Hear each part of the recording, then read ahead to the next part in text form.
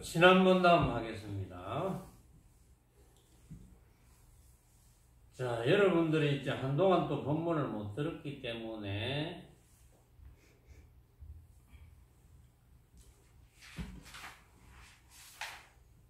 금강경 제12분상에 존중정교분에 번역하면 바른 교화를 존중하는 분, 거기에서 부처님께서 수보리야 이 경을 설하되 이에 사국의 등이라도 따르면 마땅히 알지어다. 이제 이런 이야기들이 나왔어요. 그래서 금강경에 있는 사국에를 소개를 해드렸고, 또 내친김에 역사적으로, 그러니까 이제 전등록에서 역사적으로 우리 이제 불교를 이야기하면, 물론 우리의 스승은 석가모니 부처님이시지만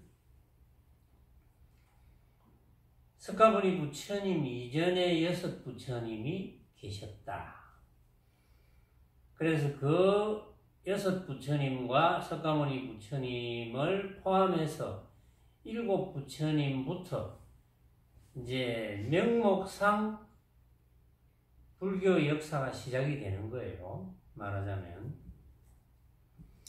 그래서 역사의 시작이니까 제 첫째 부처님이 비바시불이고, 두 번째 시기불, 세 번째 미사부불, 네 번째 구류손 부처님, 다섯 번째 구나한모니 부처님, 여섯 번째 가섭 부처님, 일곱 번째 석가모니 부처님, 이렇게 시작이 되어서 석가모니 부처님의 법을 받으신 제자가, 첫째 제자가 가섭존자입니다.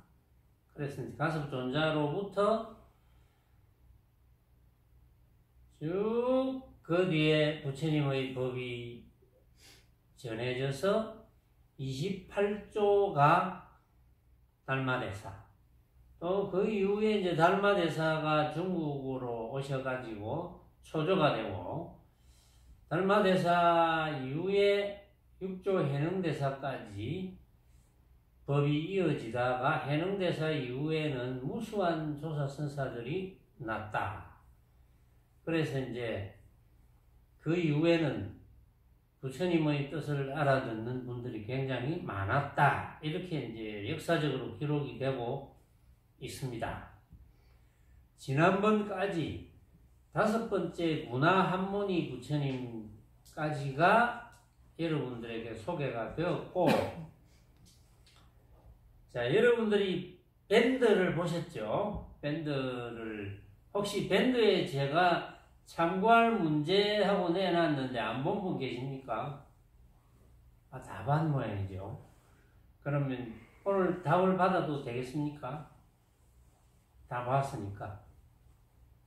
답이 다 나왔죠? 그렇죠?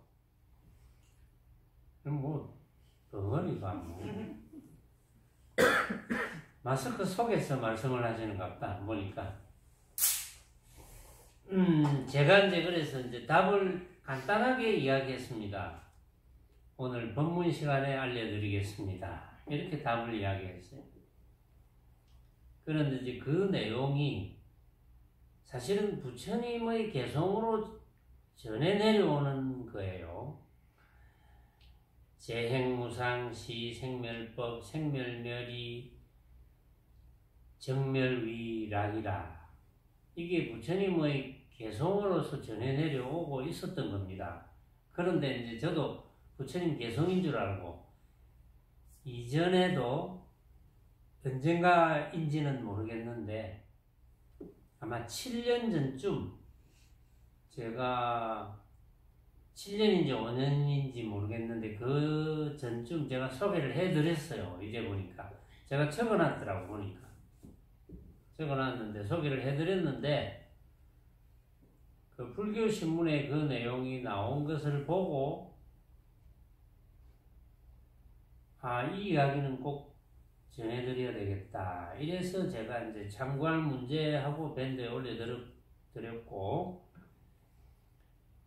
어쨌든 이 개송은 재행무상하는 개송은 석가모니 부처님과 관계가 있기 때문에 석가모니 부처님이 7번째 부처님인데 그 앞에 6번째 가섭 부처님의 개송을 소개를 해드리고 소개를 하는 것이 맞겠다라는 생각이 들어서 오늘 가섭 부처님 개송부터 먼저 하도록 하겠습니다. 제가 재행무상과 관계되는 이야기를 오늘 할 시간이 될는지는 모르겠는데 불평불만하지 마십시오. 저도 이제 일부러 그러는 건 아니니까.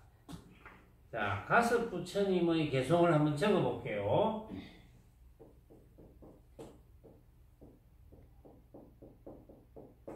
가섭 부처님은 가섭 존자하고는 다릅니다. 일체 중생 성청정 첫 귀절이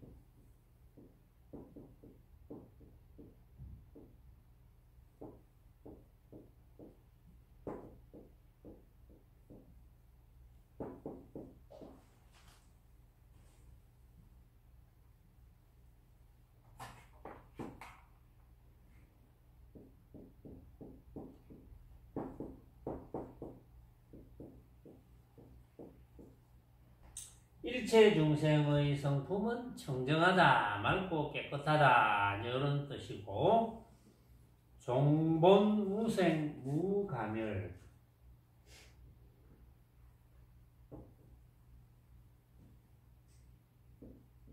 종래로 본래 무생,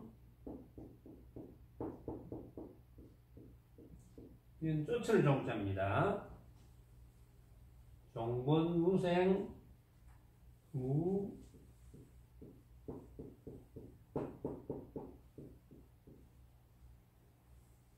부처님의 개송만 여러분들 것이 다 된다면 또 특별히 배울 것이 없습니다. 이제 여러분들의 이제 공부가 유지가 되느냐 안 되느냐 그게 문제가 되겠죠. 공부가 유지되면 여러분들이 부처님과 다름이 없는 겁니다. 거기에 대해서도 또 설명을 제가 이제 좀 해드려야 되는데,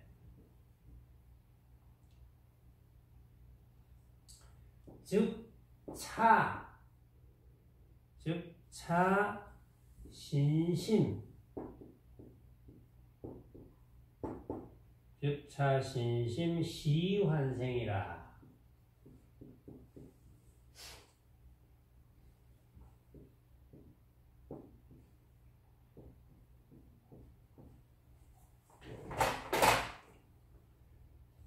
한화지중 무죄복이라.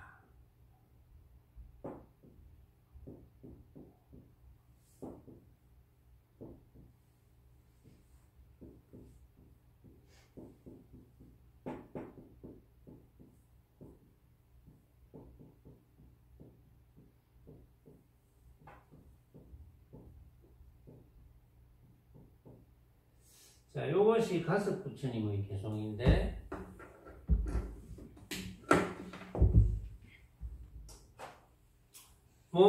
이 몸과 마음은 다 환생이다. 헛개비로서, 환영으로서, 환각으로서 생겨난 것이다.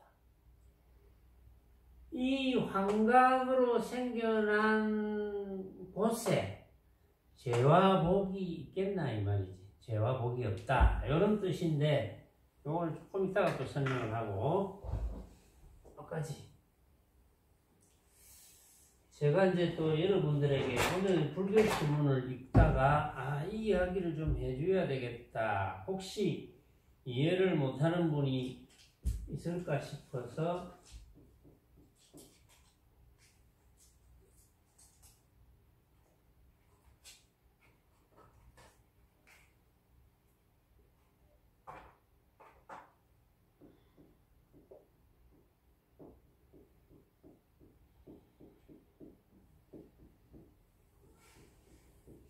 이 이야기를 먼저 잠깐 하고 부처님의 개성을 이야기해 볼게요.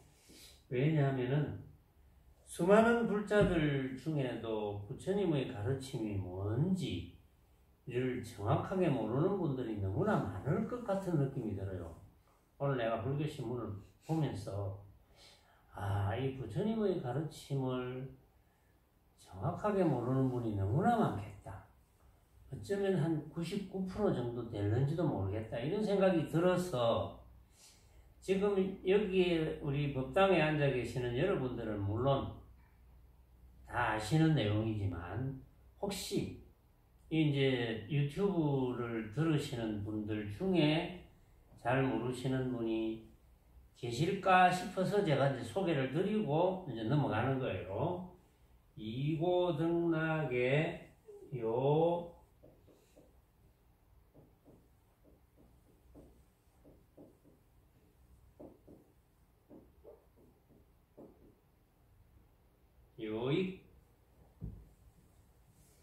요익 중생이라.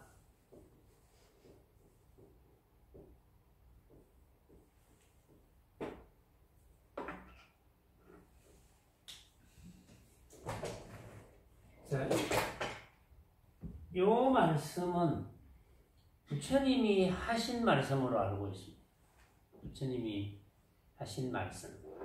이고등락의 요익 중생이라. 이제 이 뜻은 뭐냐 하면 괴로움을 떠나서 즐거움을 얻는다. 그 다음에 중생을 이익되게 한다. 그게 부처님의 가르침이자 부처님의 가르침의 핵심은 물론 이제 뭐 이것이고 당연히 뭐 해탈이고 해탈되도록 부처님께서 법문을 해 주신 거고 그런 것인데 모든 불자들도 이제 그렇게 대부분 알고 있죠. 당연히 틀린 말은 아닙니다. 맞는 말이에요. 틀린 말은 아니니까 제가 이제 한번 적어놔 왔는데 그런데 이제 불교 신문의 한 페이지 전체를 이렇게 자신의 이야기를 피력하는 이제 불교 학자인 것 같아요. 보니까 불교 학자가 이렇게 이야기를 해놨어요. 불교 학자인데 말하자면 설법 전문가라고 이제 자처하는 분입니다.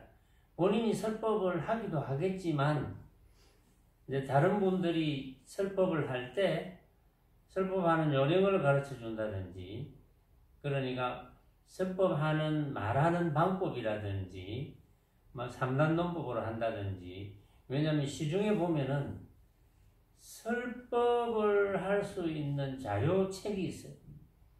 근데 그것만 딸딸딸 외워서 설법하면 설법이 된다고 생각해요. 거기에 이제 옛날 이야기도 나와 있고 뭐 좀 재미나게 되어 있어요. 말하자면. 그러나 그것이 그 자료집대로 이야기한다고 해서 부처님의 뜻이 그대로 올바르게 전달이 되느냐? 이건 잘 모르겠어요. 그런데 이제 지금도 불교신문에 연재하는 분 중에 이제 한 분인데 스님은 아닌데 그분이 학자입니다. 제가 볼 때는. 근데 그 학자가 이런 이야기를 해놨어요. 저도 무심코 보다가 이게 무슨 말이지? 해서 여러분들도 한번 생각해 보라고 제가 이야기합니다. 그분의 말씀이래요.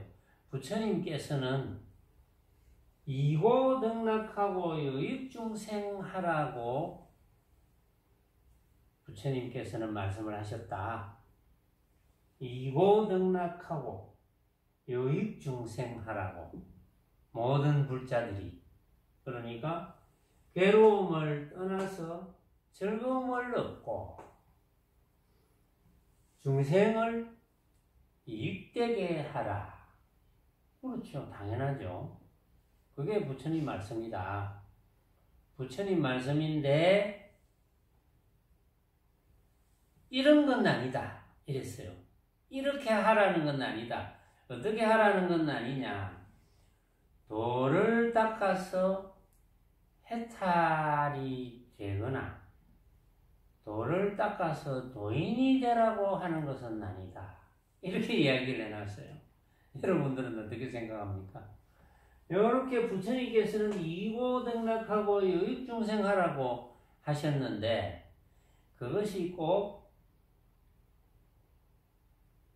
해탈이 되어서 돌을 닦아서 해탈하고 도인이 되라 이런 뜻은 아니다. 이렇게 이야기했어요. 여러분들은 어떤 생각이 듭니까? 그럼 이 말하고 돌을 닦아서 해탈하고 도인이 되라, 도인이 된다 하는 말을 하고 다른 말입니까? 맹인 다른 말이가.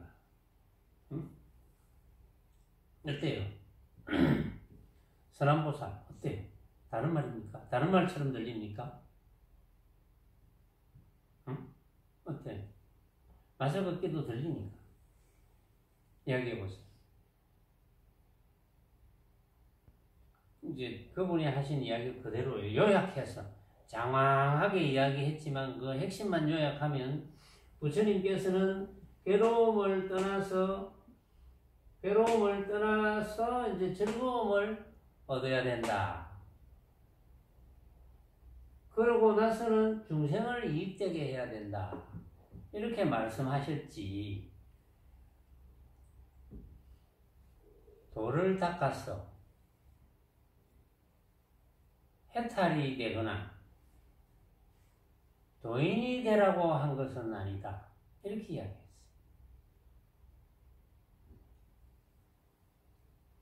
근데 여러분들이 이제 아직도 잘 모른다면 이제 상세히 설명을 할게요. 자, 보세요. 괴로움을 떠나서 즐거움을 얻는다. 이건 어떤 즐거움입니까? 괴로움을 떠나면 즐거움은 당연히 이제 괴로움을 떠나면 그냥 즐거움이죠. 괴로움을 떠났으니까 즐거움이죠. 괴로움 아니면 즐거움이니까. 괴로움 떠나면 즐거움입니다. 이것은 어떤 즐거움입니까? 그러니까 이제 대개의 사람들이 착각하는 것이 즐거움이라면 어떤 모습, 즐거워지는 모습, 그걸 즐거움이라고 합니다. 그것도 즐거움은 맞아요. 만약에 어떤 사람이 나는 고스톱 치는 게 참 즐거워 한다 합시다. 그럼 고스톱 치는 게 그 사람은 고스톱만 치면 즐겁겠죠?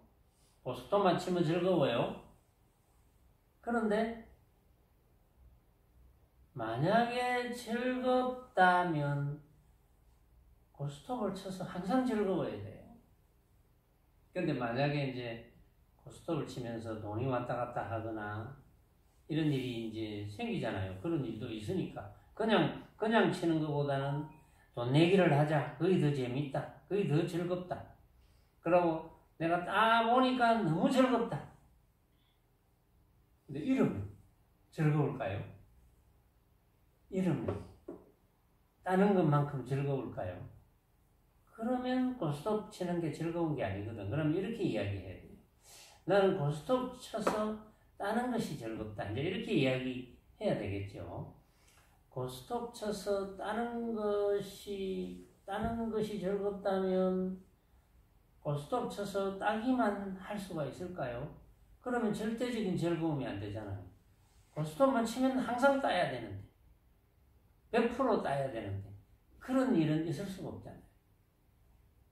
반드시 확률적으로 내가 따게 되면 또 이럴 수도 있고, 그러나 고스톱 치는 것이 즐겁다면 즐거운 정도가 최상의 즐거움이라면 그러면 고스톱만 치면 최상의 즐거움을 유지해야 되는데 그렇게 될까요? 그렇게 안 되거든요. 왜 안 되느냐? 그것은 상대적인 즐거움이기 때문에 비교한 즐거움, 그런 것은 진정한 즐거움이 아닙니다. 여기서 부처님께서 이고등락이라고 한 것은 그런 상대적인 즐거움을 이야기하는 건 아닙니다. 절대적인 즐거움. 그렇다면 부처님께서는 괴로움을 벗어나서 즐거움을 얻어야 된다고 했는데 부처님은 왜 괴로워한다고 했죠? 중생이 왜 괴로워한다고 했죠? 부처님께서는 중생은 집착 때문에 괴로워한다고 그랬어요. 집착. 왜냐하면 집착해서 구해지면 다행인데 안 구해지면 괴롭거든요. 그래서 모든 집착이 괴로움의 근원이다. 이렇게 이야기를 했어요.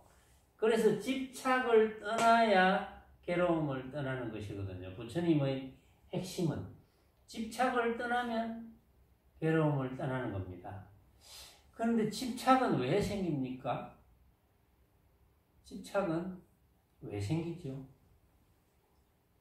집착은 내가 붙들고자 하는 그 대상이 진짜라고 착각하는 데서 생깁니다. 만약에 내가 붙들고자 하는 대상이 진짜가 아니구나. 언제든지 변할 수 있고 언제든지 같은 게 없다. 왜? 내가 생각으로 만드니까. 요렇고 저렇고 내 생각으로 만들어내는 대상이니까 그것이 절대적일 수가 없죠. 항상 상대적입니다. 생각으로 만들어내는 것이 어떻게 진실하겠습니까? 그러니까 괴로움을 떠날 수 있는 방법은 이것은 내가 생각으로 만든 것이니까 진실한 것이 없다라고 느끼는 것.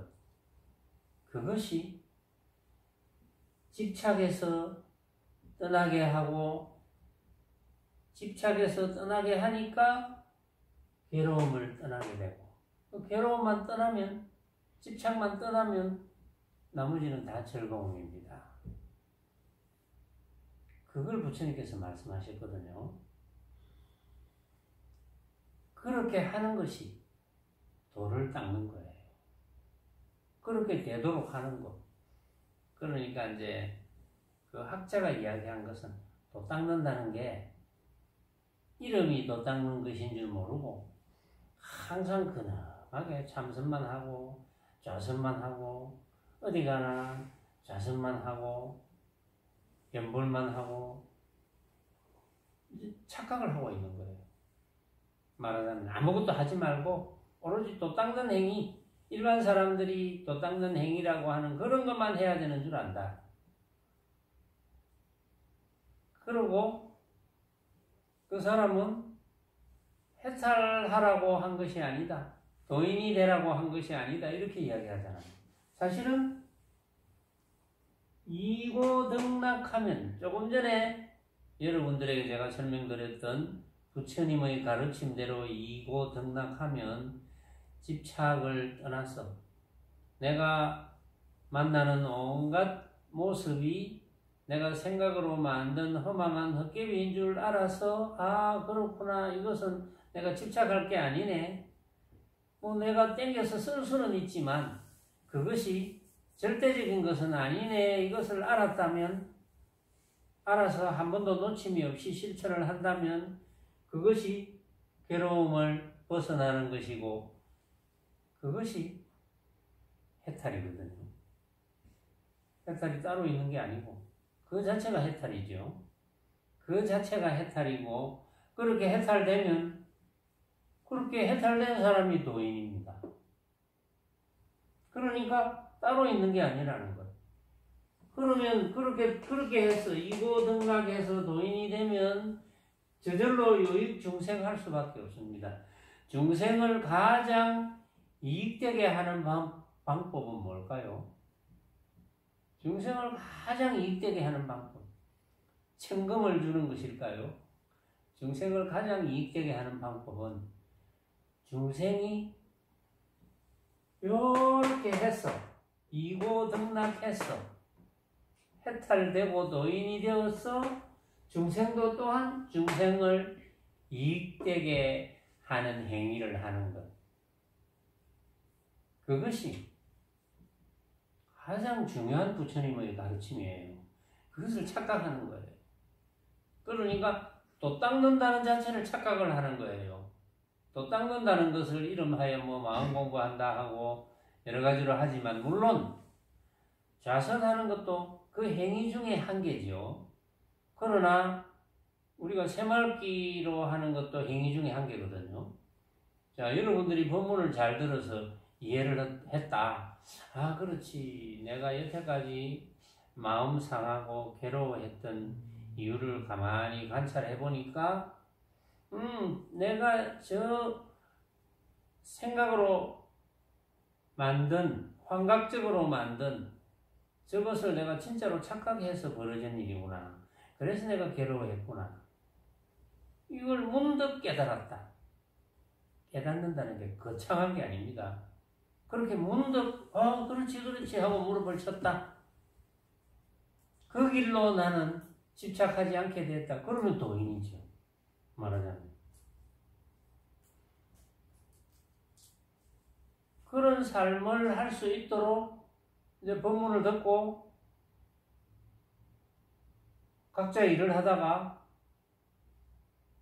내가 만나는 모든 모습은 내가 생각으로 만든 허망한 헛개비 같은 것이니까 이것을 놓치지 않으려면 그것을 첫째는 이해하고 그것을 이해한 것을 느껴야 됩니다. 그렇지.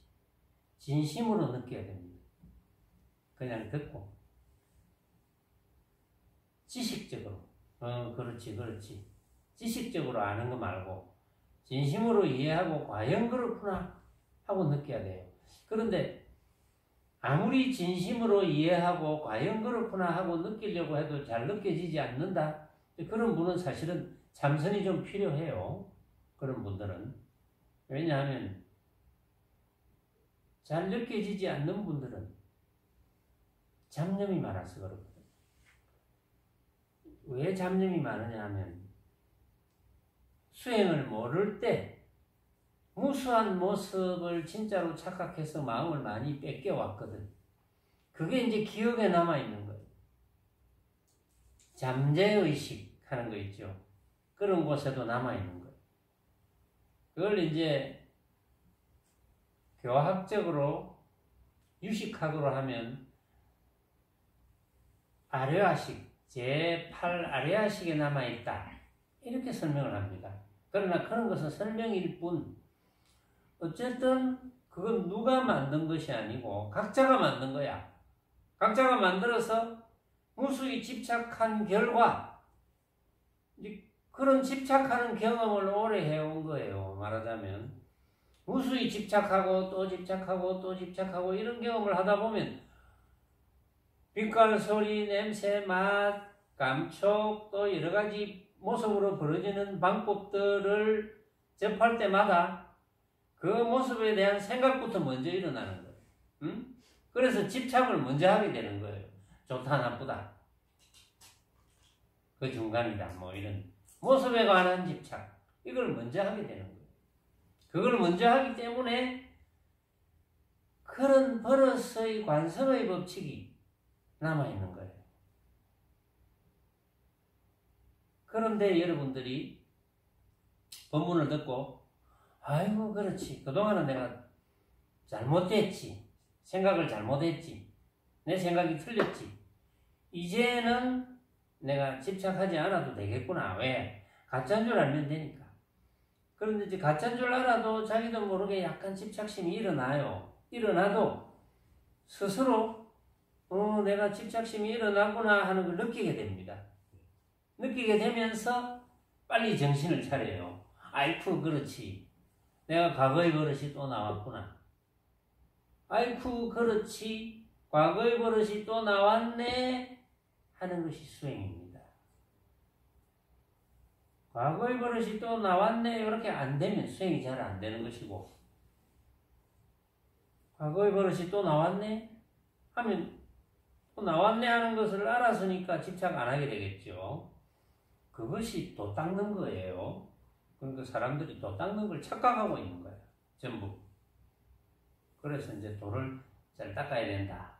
그래서 결국은 해탈되면 되는 거거든요. 어떤 식으로든지 해탈만 되면 자유로우니까. 모든 괴로움에서 벗어나기만 하면 나머지는 절대적인 즐거움이니까. 저절로 그렇게 되거든요. 저절로 그렇게 아직도 안 되는 분은 아직도 집착심이 많다는 거죠. 아직도 내가 만나는 모든 모습이 내가 생각으로 만드는 가짜다 이렇게 잘 안 되는 거죠. 순간적으로 안 돼도 이내 아이고 그렇지 가짜지 이렇게 되면 점점 수행이 잘 돼가는 거거든요. 그러니까 수행하는 방법이 어렵지 않다는 거.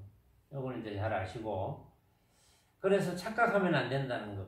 그래서 제가 이제 이런 일들이 있기 때문에 유명한 불교 학자들도 이 부처님의 가르침을 너무나 착각을 많이 하기 때문에 제가 그런 이야기를 하잖아요.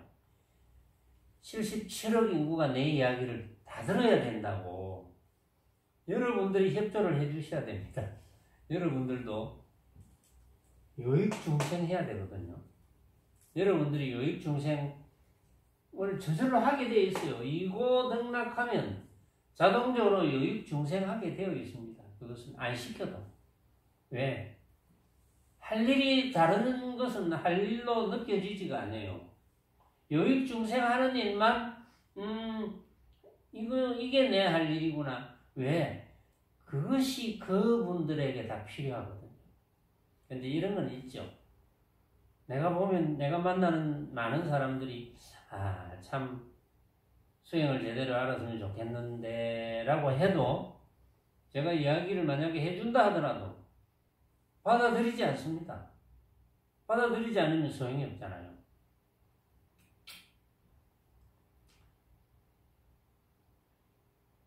돈 필요한 사람에게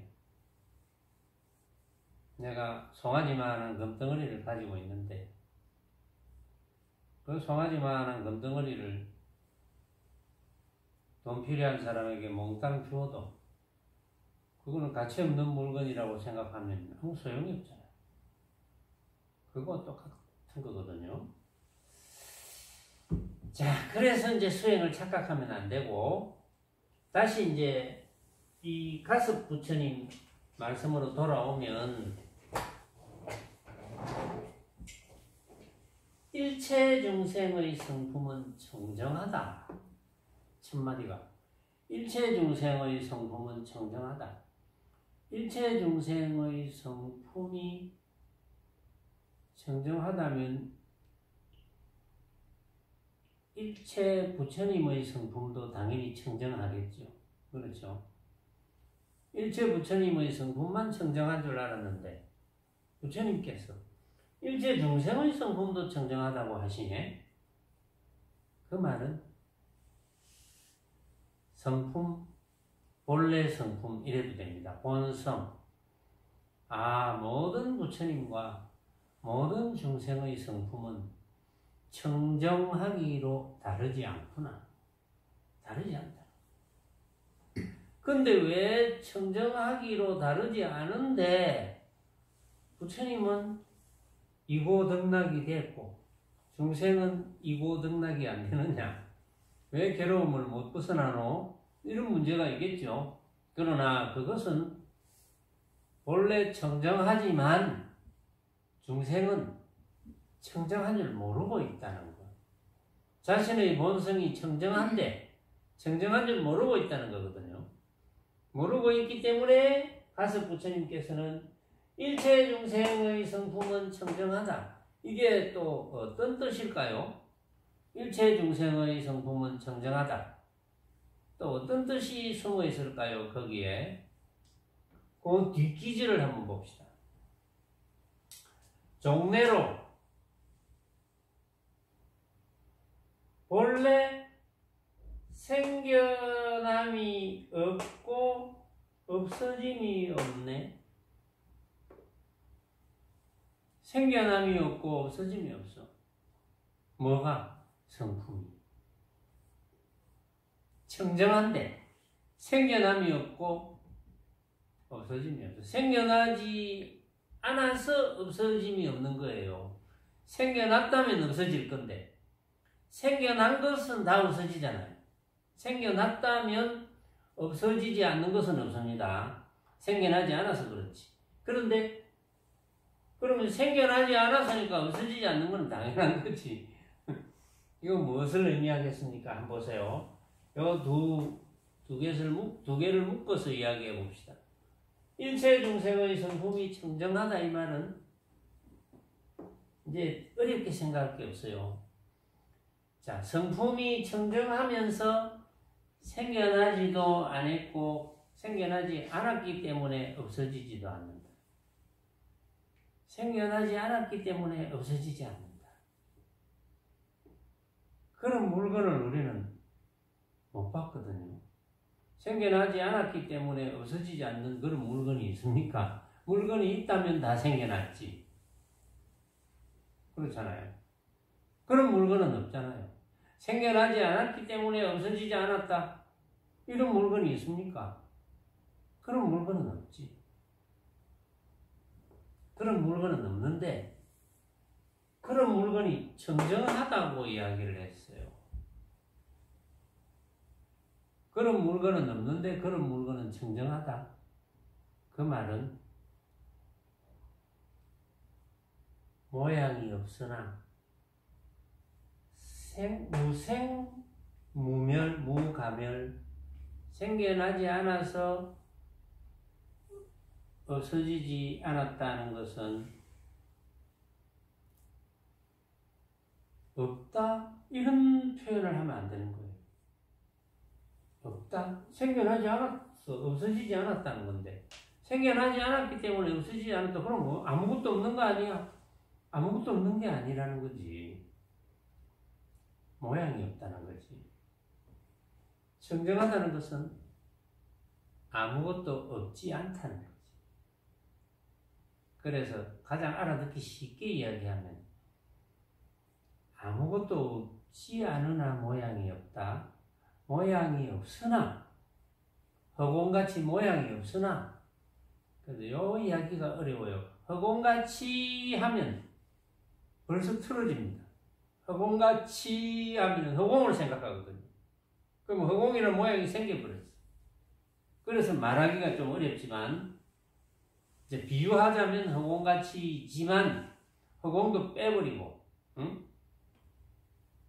모양이 없으나 청정 아무것도 없는 것은 아니다. 이러니까 얼마나 어렵습니까? 모양이 없지만 아무것도 없는 것은 아니다. 이렇게만 설명하면 어려워서 몰라요. 자, 그럼 요 뒷기절을 한번 봅시다. 힌트가 있을 거예요. 요 뒷기절에 모양은 없지만 아무것도 없는 것은 아니다. 이해가 갑니까? 이 말을 듣고 이해하는 사람이 누가 있겠습니까? 이해 못합니다. 그것은. 그래서 뭐 깨달아야 된다 하지만 이해 못하면 못 깨닫습니다. 이해를 해야 깨닫지. 자, 즉차 신심시 환생이라. 이 몸과 마음이 환생, 환각으로 생겨나는 거야. 몸이라고 하는 것, 마음이라 하는 것 다 환각으로 생겨났어. 그런데 이 마음이 보통 우리가 표현하는 성품으로서의 마음을 이야기하는 거 아니에요. 근데 만약에 성품을 뭐 허공같이 비유했다든지 이제 이랬다면 그것도 허공처럼 비유하면 허공이라는 상이 생기잖아요. 그러면 요 마음이라고 할 수 있는데 상이니까. 요것은 요 마음이라고 하는 것은 몸과 마음이라고 하는 것은 모습을 의미하는 겁니다. 마음이라고 생각하는 것, 모습. 신상, 심상을 의미합니다. 말하자면 이렇게 상자를 하나 넣어볼게요.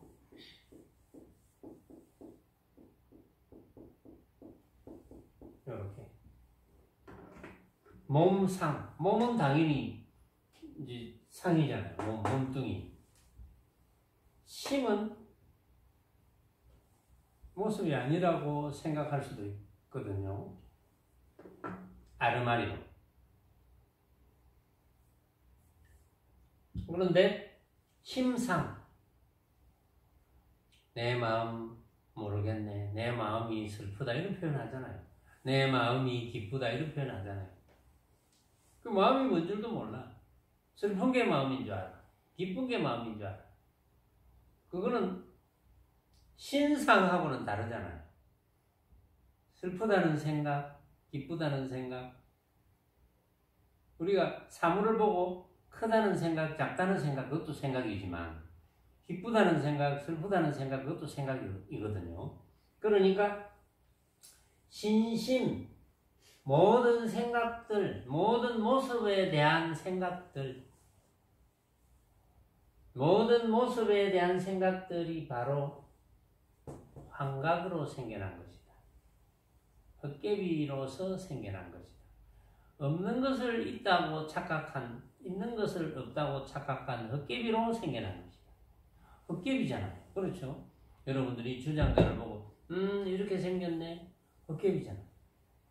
이렇게 각자가 이렇게 생겼네니까. 응? 이 주장자의 진짜 모습은 없거든요. 전에는 제가 이제 일일이 물었는데 다 이제 아니까 싱겁잖아요. 나도 바로바로 가르쳐줘야지. 이 주장자를 여러분들이 다 쳐다보면 이렇게 생겼네, 이렇게 생겼네 라고 했다면 이 주장자의 모습은 다 다르죠. 여러분들의 주장자를 각자 다 가지고 있는 거예요. 응? 그러니까 이 주장자의 진짜 모습은 없는 거야. 응? 왜? 전부 생각으로 만드니까 어떻게 진짜 모습이 있겠어요? 이게 굉장히 중요하거든요. 이것을 여러분들이 느끼고 실천하면 바로 이고등락이 되는 거예요. 바로 해탈인 거예요. 여러분들이 느끼고 실천하면 바로 해탈. 그래서 한화지 중에 무제복이라. 헛개비로 만든 것, 헛개비가 된 가운데 죄와 복이 있겠느냐? 죄와 복이 없다. 헛개비인데 전부 모습은 헛개비인데 이 죄와 복은 이제 대표 단수인데 중생들이 가장 마음 쓰이는 것이 죄가 많다, 복이 많다거든요. 죄가 없다, 복이 없다. 아이고 지지리도 복이 없지. 아이고 죄 많은 사람아. 뭐 이런 말 하잖아요. 내가 전생에 무슨 죄를 졌다고 뭐 이러면서 저 참 복도 많지. 이게 가장 많이 하는 말이거든요. 이게 이제 한화지 중에 무제복이라. 한화 헛개비가 만든 것, 신상 온갖 모습이 생각으로 만든 헛개비인데 생각으로 만든 헛개비에 거기에 죄가 어디 있고 복이 어디 있나. 죄다 복이다 하는 것은 그것도 다 헛개비인데, 그러니까 다시 정리를 해봅시다. 죄와 복이 여기 신상, 심상, 모습으로 만드는 상, 생각으로 만드는 것, 전부 죄와 복에 속하거든요. 이 죄, 복이 아마 중생세계에서 얼마나 죄와 복을 많이 따지는지, 복을 많이 가져야 되겠다, 죄를 짓지 않으면 안 되겠다, 큰 죄를 지으면 큰 벌을 받는다, 이런 게 중생 사이에서 가장 많이 회자되는 이야기. 그렇기 때문에 이 지금 6번째 부처님까지 제가 개송을 소개해 드렸는데 6번째 부처님의 개송 중에 죄와 복에 관한 말씀을 하신 부처님이 4분입니다. 다른 분들도 물론 좀 비슷하지만, 예를 들면 제일 첫째 부처님인 비바시불은 죄복 개공 무소주라 했거든요. 죄와 복은 다 텅 비어서 머무를 바가 없다. 죄와 복이 텅 비었다 했어요. 왜 텅 빕니까? 죄와 복이 생각으로 만드니까, 생각으로 만들어서 실체가 없으니까 텅 빈 거지. 헛개비 신기루 보듯이 죄다 복이다 하는 것도 신기루와 똑같은 거예요. 그러니까 머무를 데가 없죠. 제화복이 머무를 데가 없다. 이거는 금강경에도 또 나왔죠. 머무를 데가 없다. 응무소주 응당 머무를 바 없이 마음을 내라. 응무소주 이생기심 했는데 응무소주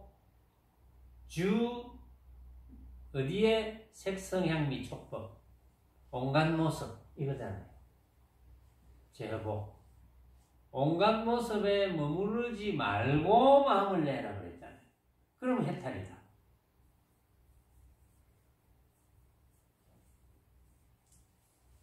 해탈이라는 것이 이해가 갑니까? 온갖 모습에 머무르지 말아야 해탈이다. 머무르지 않으면 해탈이다. 그 말은 온갖 모습이 이 주장자를 예를 들었다시피 온갖 모습이 각자가 생각으로 만든 허망한 헛개비인 줄 느끼면 집착하지 않을 테니까 집착 안 하니까 자유롭고 자유로우니까 벗어나는 그렇죠? 그러니까 해탈이지. 그러니까 부처와 다름이 없다고 할 수 있어요. 제 말이 틀렸다면 제가 이렇게 법문을 이렇게 오랫동안 할 수가 없습니다. 이런 제 말이 틀렸다면 경전에 나오잖아요. 경전에 부처님의 말씀을 전한다. 그거는 이제 유마경에도 나오고 건강경에도 나오고 거의 대부분의 경전에 나와요.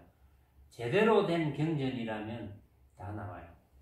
부처님께 제석 전하기 맹세를 합니다. 부처님의 법을 제대로 전해주는 곳에는 반드시 호의를 하겠습니다. 이렇게 얘기했어요. 그 말은 거꾸로 말하면 뭡니까? 제대로 전하지 못하는 곳에는 반드시 가서 응징을 하겠다 이 말이거든요. 반드시 가서 철퇴를 내리겠다. 제가 헛소리 해보세요. 이렇게 법문을 오랫동안 30년씩 못합니다. 제가 헛소리 안 하니까. 뭐 호의하는지는 잘 모르겠지만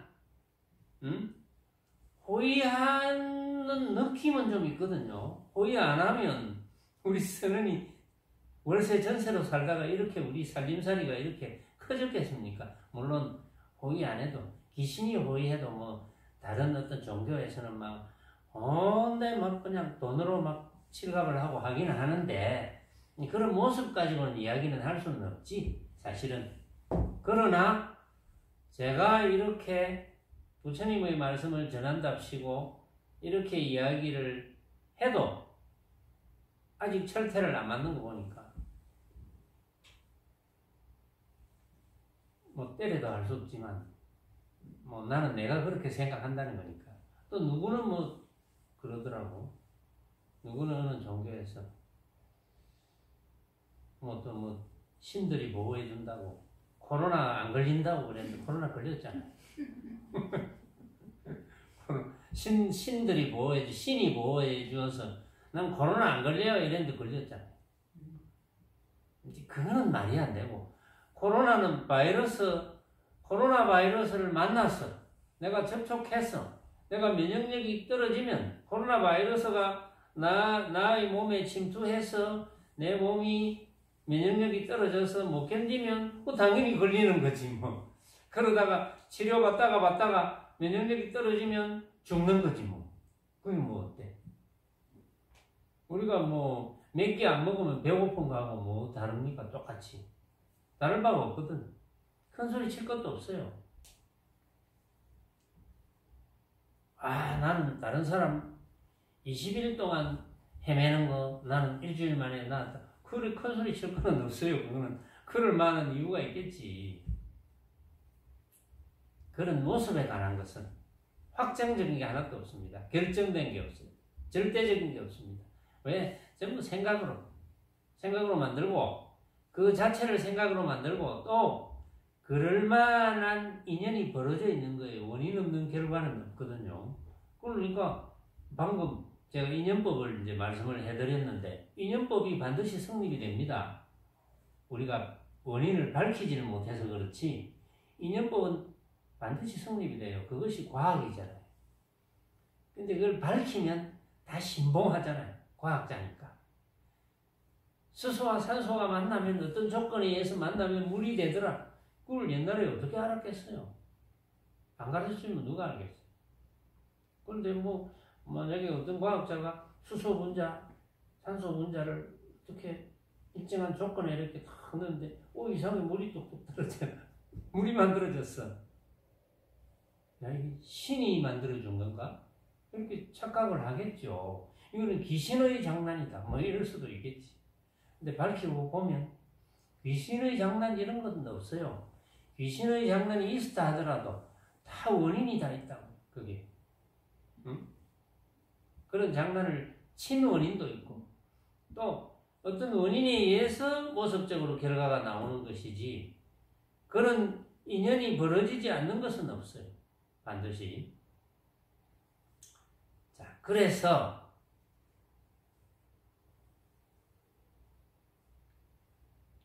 해탈이 되었다. 자, 내가 만나는 모든 모습을 내가 허망한 헛개인 줄 알았어. 그렇지. 집착이 안 생겨. 내가 생각으로 만든 허망한 헛개인데 내가 뭐 집착이 생기겠노? 인연 따라 내가 가질 수 있으면 가지고 가질 수 없으면 못 가지고 그 말이지. 가질 수 있다고 좋아할 것도 없고 가질 수 없다고 슬퍼할 것도 없어. 그냥 인연 따라 벌어질 뿐. 온갖 모습은 그러할 뿐. 내가 만나는 온갖 모습은 내가 그렇게 깨달았기 때문에 그렇게 대할 뿐. 그러면 나는 나. 그걸 알고 있는 나는 뭐지? 그걸 알고 있는 나는 뭔가? 나도 내가 생각해 보니까 나라는 것도 내가 생각으로 만들었네. 나라는 것도 내가 생각으로 만들었으니까 참 나가 있을까요? 참 나라는 게 있을까요? 생각으로 만들었는데 참 나가 어디 있어요? 참 나가 없지만 이런 사실을 알고 보니까 완전히 없지는 않네. 이거예요. 그러니까 내가 만나는 온갖 모습을 내가 생각으로 만든 헛개인 줄 알고 있으면 집착을 안 하니까 일단 그 방면에서는 해탈이죠. 그런데 그걸 누가 알았지? 내가 알았는데 나라는 것도 알고 보니까 내가 생각으로 만들었네. 근데 이 사실을 신통하게 내가 알고 있네. 신통하게 알고 있네. 밖에 없어요. 어디 가나? 어디 가나 똑같잖아요. 어디 가나 내가 모습을 만나니까. 만나면, 그렇지. 내라 할 것도 없지. 내가 생각으로 만드니까. 그걸 내가 알고 있네. 알고 있어. 알고 있을 뿐. 알고 있는 어떤 놈 하면 여러분들이 놈 하는 생각을 일으켜요. 그런 생각을 일으키지 마세요. 생각을 일으킬 필요가 없어. 모습이 없는데 무슨 생각을 일으켜. 그러다가 아무것도 없는 게 아니기 때문에 내가 그걸 아는 거예요. 그럼 그렇게 살면 돼. 근데 이제 이걸 충분히 다 이해했다 하더라도 여러분들이 그렇게 살면 되는데 자꾸 일상에서 잊어먹어요. 자기도 모르게 막 집착이 생겨. 자기도 모르게 저거는 꼭 가져야지. 저걸 내가 못 가지게 되면 어떠지? 하고 막 그냥 그런 상태가 되고 마음속에 그런 생각이 일어나고 아쉽거나 안타깝거나 이런 생각이 일어나고 저렇게 안 돼야 되는데 또 저렇게 됐으면 좋겠는데 이런 바람이 생기고 그것을 생기지 말라는 건 아닙니다. 생겨나는 걸 어떻게 하겠어요? 생겨나는 거는 그냥 바라보고 있으면서 생겨났네. 내가 생각으로 만들었네. 허망한 헛개비 같은 장면을 보고 내가 생각으로 만들었네 이러면 없어지잖아. 그렇게 하는 것이 수행이거든요. 그 수행만 잘하면 돼요. 여러분들이 충분히 다 이해했다면 이제는 수행이 다른 게 아니고 그냥 쉽게 말해서 보임이라 하는 거예요. 보임. 수행을 유지하는 거. 그게 무슨 도를 깨닫는 게 무슨 하늘을 디비고 땅을 헤집고 하는 게 아니고 그걸 올바로 실천하는 겁니다. 제대로 실천하는 거. 근데 깨닫지 못하는 사람들이 너무 어렵게 만들어놨어요. 막 하늘을 디비야 되는 줄 알고 땅을 어떻게 가릅니까? 그 경전에 이제 부처님께서 좀 신통묘용을 나타내는 그런 부분이 있거든요. 그러니까 사람들이 자꾸 착각해요. 그런 모습만 보고. 부처님께서 그런 모습을 보여주시려고 하실 리는 없죠. 네, 중생들이 착각할 만한 일을 부처님께서 벌일 리가 없습니다. 중생이 착각할 만한 일을 벌였다면 그런 분은 부처님이 아니죠. 착각하시면 안 됩니다. 여러분들도. 수행을